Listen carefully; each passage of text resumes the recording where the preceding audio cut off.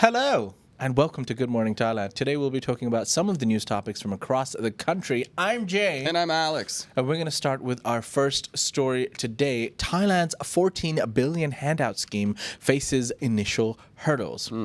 Everyone loves free money, so does Thailand, because Thailand's 14 billion handout scheme faced early issues as millions rushed to register, crashing the system. By early afternoon, 10.5 million had applied, but many struggled with access and passcode issues. The government aims to stimulate the economy with a 10,000 baht digital wallet for most citizens in Thailand, despite funding delays and criticism. Prime Minister Srettha Thavisin acknowledged initial problems, but remains optimistic.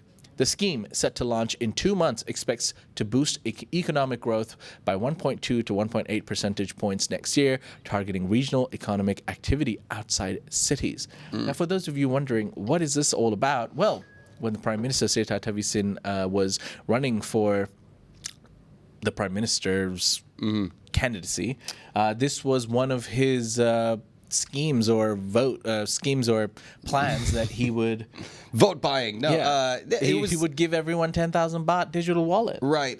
Now the problem with this, look, it's well intentioned, right? It's meant to try and put money into the pockets of rural areas and to stimulate rural businesses. There are a few hiccups though in this problem. Like you have to be. It's very specific about where you can spend this money. Like it has to be nearby where your residence is registered, and many Thai people don't live where their residence is registered at the moment. Yeah, like you have to be eligible and stuff.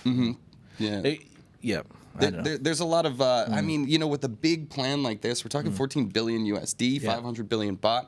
There's going to be hiccups. So it's just rolled out. Like I think there was hiccups on the actual website and signing up. We'll have to see. Time is just going to have to tell on how many people are able to access and use this money and what effect this will actually have on the overall economy. Yeah, I don't know. This is a little fraught, but also hopefully the intentions are met with results. How dare you say vote buying? Allegedly, Alex. He's not even running anymore. Yeah. Anyways, let's. Vote buying. He won. I thought you said vote Biden. Oh no. My bad. I was like, you're a little late on the news over there, my friend. No. Anyways, sorry, we're going to move on to our next story, which is unfortunately a tragic story coming out of the south of Thailand.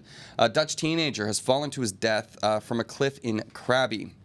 An 18-year-old Dutch teenager, Tim Bakker, fell to his death from Nong Nak Nature Trail viewpoint in Krabi, Thailand. On July 31st, while trekking with his parents, Bakker felt exhausted and stayed behind at Nak Waterfall. When his parents returned, they could not find him. Rangers searched overnight and resumed on August 1st, eventually locating his body beneath the cliff using phone signals and drones. It's believed Bakker slipped while enjoying the view. Nong Nak Mountain is a popular tourist spot known for its scenic views and tranquil forest atmosphere, but not without its dangers. Be careful out there, everybody. Like this is something, especially, you know, I get scared hiking alone in the woods by myself anyways. Like I don't find it peaceful. I find it a little unnerving. If I'm with people, that helps my nerves a little bit. But also at the same time, if I'm with people, if something bad happens, there's somebody there that can call for help or attempt to a rescue. Because for this to happen, to be alone when this happens is just terrifying. So take the precautions, guys, when you're out there enjoying nature, because life can change in an instant. Hearts go out to the families. Anyways. All right. Yeah. Well, serious story, man. It is. Sorry, there's another serious story coming up next. Yep. I'm going to handle it. But we're going to now move on to our next story, talking about a Japanese man who's been arrested for attempted rape of a drunk Thai woman. A Japanese man, Nishimura, was arrested for attempting to rape a drunk Thai woman at Royal City Avenue in Bangkok on July 28. The victim and her boyfriend reported the incident to Makasan police, supported by CCTV footage. The victim, intoxicated and waiting for her boyfriend, was approached by Nishimura, who inappropriately touched her and tried to carry her away in a taxi. The boyfriend intervened via phone, leading to her being left on RCA Road. Nishimura claimed he intended to help her, but later admitted to inappropriate actions while drunk. He was charged with sexual assault and detaining another person, granted bail at 50,000 baht, and had his passport seized pending prosecution. Yeah, gross. Like you can't let the getting drunk. RCA. Yeah. Have you ever partied over there? I love RCA. Me too. It's my favorite place to party. It's an extremely popular place in Bangkok. Yeah, super fun place. But they go a little late into the mornings sometimes, into the wee hours, and people get absolutely hammered there too. So security is important. It's important that if you're out with your friends, you stay with your friends. But this guy's in deep doo-doo. Yeah. He cannot leave the country. Like, guys, Thailand is safe, but no country, no city in the world is that safe. Unfortunately, you got to be vigilant. You've got to take care of yourself. Like, I think this young lady must have done everything right.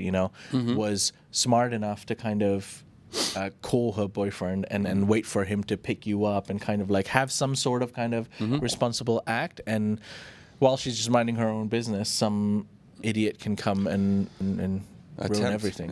No, it's a tough thing too. It's tough to act in the right ways when you're also under the influence like she was. So to be able to do that and then have the mental acuity to know what to do in the situation and then to follow up, right? Like she did escape the situation, but she didn't let this guy off the hook. Like she's going for justice, and so I think that's good because that means that there is less likely that there are future victims of this creep. So anyways, good for her. Now, moving on to our next story. Also, this is a sad one, but for a little bit of different reasons. Now, a Thai man is regretting his career choice as he looks at his peers earning much higher salaries in other fields. A 28-year-old Thai man has expressed regret on social media over his career choice of a government job with only an 18,000 baht salary per month compared to his university peers in the private sector earning up to 100,000 baht per month. He shared his frustrations about the financial disparity and uncertainty of switching sectors. Netizens offered support, emphasizing the differences in job security and benefits between sectors, advising him to focus on self-improvement and gradual progress. Suggestions included further education or training to enhance qualifications, potentially leading to better opportunities within both the public and private sector. What do you make of that? Government employees, 18K is not a lot. It's common for like when you're just starting off, but I mean, most people end up in that job for a reason, and I think people will always have their opinions, but some of the comments were fair enough. Like, hey, there are online courses available, get some more qualifications and possibly try to, but it's difficult out there sometimes. That's what I mean. How can you afford that extra training on your 18,000 a month salary? You're probably just barely scraping by. And again, look, the grass always seems greener on the other side. These people are alleging to graduate. So he's a young graduate, is he? 28 years old. Oh, 28 years old. Okay, all right. Not that young. My point being, people might claim to have a certain salary, but they either don't make that or they spend it all anyway. So you mean his friends are as poor as he is? Yeah, it's possible. Anything's possible, really, and there will always be people who earn more money than you. So you shouldn't be doing a comparison, really. Well, this to me, I don't know. To me, this highlights a little bit of what we call the poverty trap and how difficult it is to escape poverty when you don't have the resources to, lift yourself up by those bootstraps, like so many people say. A lot of people, I know tons of people that work hard. Like even me, I work hard, but I know that I came from a place of privilege. I was able to get a college education, raised in a stable environment and stuff like that. That's a leg up. That's something that I've benefited from. That's allowed me to achieve some success. And so many people without those resources are just sort of stuck, scraping by month to month, and very, very difficult to save. And when it's difficult to save, it's difficult to invest in yourself. So anyways, my heart goes out to this guy, and it'd be nice if we were all getting paid a little bit more. I'm not trying to start a revolution, guys. Don't worry. Anyways, on to our next one. Yeah. A Chinese-owned factory has been fined 1.8 billion baht for water contamination. Talking about justice or not, the Cha Cheong Sao Provincial Court fined THH Molly Processing Company, a Chinese-owned factory, 1.8 billion baht for contaminating the Joan Reservoir in Cha Cheong Sao. In 2019, 2 million cubic meters of reservoir water were found tainted with toxic substances, making it unusable for local consumption and agriculture. An investigation linked the factory to the pollution. The Pollution Control Department sued the company, and the court ordered the compensation to be divided among 4 government departments. Efforts are underway to expedite the reservoir's recovery to benefit over 1,000 local households. Now, hopefully, this money that's being divided from 4 different government places is actually used to help these people. Wouldn't and that be these nice? households. Yeah. What a jerk thing. This is something that companies do all the time. They just try to get away with it, right? It's not like they're reporting and then they just, all right, just whatever. Nobody's looking. Hey man, there's sports washing and there's chemical washing. I guess so. Yeah. But you can't. This is not news. I guess Chinese factories cutting corners on the environment. Hopefully the authorities. This is one of those things though, where they get sued and they pay the fine. Did they, sure, they lost a bit of profit, but is that fine actually going to curb that behavior in the future? Are they going to keep dumping and trying to get away with it? What's 1.5 million baht for a chemical company? Right? That's what I'm thinking. It seems like a slap on the wrist. And for them, just the cost of doing business rather than a real punishment. So, I don't know. For me, the environmental stuff is really important these days, particularly when it comes to water consumption, because who knows what kind of chemicals are ending up in the drinking supply there and how that's affecting people and their long-term health. But people don't care unless they're personally affected. Right. And by that point, it's too late. Yeah, I guess so. But that's the problem with the world in general. Yeah, I don't know. Well, if you're drinking the water, you're going to be personally affected. So hopefully this community gets a bit of justice. Okay. Huh? Is that why you have orange hair? Is it orange? I don't know. Why did I try to look at my hair that way? Anyways, we got our last story from Thailand, which is a bit of a wacky one over here. Now, some Thai thieves have been arrested for stealing what? Cannabis plants, yeah. Okay. The police have arrested 4 Thai individuals for stealing cannabis plants from a farm in Nakhon Phanom to start their own cannabis business. The farm owner reported the theft of plants valued between 30 and 40,000 baht, along with other cannabis species, fertilizer, and tools. The suspects, aged 26, 18, and 2 16-year-olds, were identified through security footage and apprehended at a house in Mung Nakhon Phanom district. Police discovered a small cannabis plot, 30 plants, and equipment worth over 500,000 baht. The suspects admitted to stealing from multiple farms to pursue their dreams of running a cannabis farm, but they face charges of nighttime theft with penalties of 1 to 5 years imprisonment and fines of 20,000 to 100,000 baht. Jay, I got a business idea. Yeah, I know, right? I feel like this was decided, had a few drinks at night, and they're like, you know what would be great if we had our own farm? But Alex, we need plants for that. And if we grow it ourselves, it'll take months. Hey. Wait a second, I have an idea. Hey. It's such a wild thing. They were at it for multiple nights. They were stealing from multiple farms, caught with nearly 1 million baht. It was like 500,000 of equipment, but then the plants themselves have valuation as well. Guys, it's a plant. Okay, it's easy to just grow it yourself. You don't need to go and steal stuff. It seems like all of the effort they put into doing it illegally was much more difficult than just going the right track and doing it the legal way. So if you're thinking about growing your cannabis plants, guys, it's the land of smiles. There are easier ways to do it than resorting to nighttime theft. All right. Well, for now, we're going to move on to some stories across ASEAN, starting with Indonesia. Indonesia legalizes first-trimester abortions for rape victims. Now, Indonesia has revised its health law allowing first-trimester abortions for rape victims and in medical emergencies. President Joko Widodo signed Government Regulation Number 28 of 2024 on July 26, extending the legal abortion window in rape cases from 6 to 14 weeks. The law, available on the State Secretariat Ministry's website, permits abortions with the pregnant woman's consent and for married women, the husband's consent, except in rape cases. This change addresses calls from women's rights activists and healthcare practitioners aiming to reduce Indonesia's high maternal mortality rate.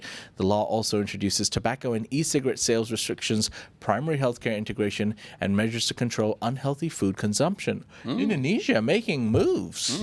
For sure. That's a whole lot of policy in one go. Well done to them. Yeah, I think so. Particularly with the abortion issue is like, it's controversial around the world, right? Yeah. Like it's not legal in Thailand. However, Thailand has another solution to that. Widespread and widely available birth control is the practice here to help problems like you saw, like maternal mortality rates that are an issue over in Indonesia. So different countries have different policies about what they think is proper and right. I think in this case, the world can agree and get behind what Indonesia is trying to do for these victims of crimes, and then also just trying to improve the overall health of their people. I mean, we recently saw like they're lifting the age restriction for cigarettes, so you have to be older to buy it, and now even attacking unhealthy foods. I don't know. I wish I had less access to pizza myself. So I'm not sure if that would help in the end. Yeah. But Well, do you want to know a fun fact? What's that? Jason, he's recently bought a new bike, and he's named it in honor and homage to the president of Indonesia, Joko Widodo. It's such a fun name to say. That's isn't what his it? bike is called. Yeah. He rides Joko Widodo every day. That's a true story. Yeah, I his believe bike's it. called Joko Widodo. Joko Widodo. We got to come up with more because he just thought the name sounded cool. It is a cool name. There's no denying that. Well, anyways, our last story is going to take us over to Myanmar. Now, of course, the conflict is still raging on over there, but Myanmar's military regime has recently extended the state of emergency, which has been ongoing for a long time, amid its civil war. So Myanmar's military regime extended the state of emergency by another 6 months, needing more time to prepare for elections. The emergency began when the military ousted Aung San Suu Kyi's government in February 2021. The regime now controls less than half of the country, though, facing strong resistance from ethnic militias and opposition forces. The United States has criticized the extension, urging the regime to end violence and engage with all stakeholders for a democratic future. The extension was approved by the National Defense and Security Council, with plans for elections seen as a way to legitimize military rule, despite criticisms of fairness. This one doesn't add up to me. Like, they need a state of emergency. They need more time in order to set up an election, which had already been held, which they kind of overthrew. So I don't know how this regime can be trusted to unilaterally, like, be the only party responsible for setting up the elections and then have everybody believe that it's going to be a free and fair thing. So I don't know. So when the entire country bands together and universally hates you. Yeah.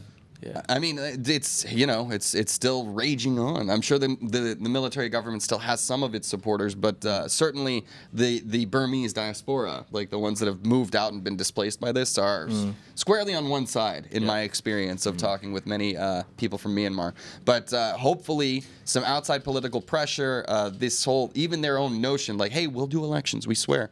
Like, now they're conceding that they have to do that. Hopefully that will expedite an end to the conflict and bring some peace to the region. All right. Well, ladies and gentlemen, that's it. Those are some of the stories from across Thailand and ASEAN. For more, please visit thetiger.com. That's right. And if you would like to join the conversation, please visit ASEANnow.com. That's right. The largest expat forum in Thailand. That's true. And for now, we're going to jump into some of the comments.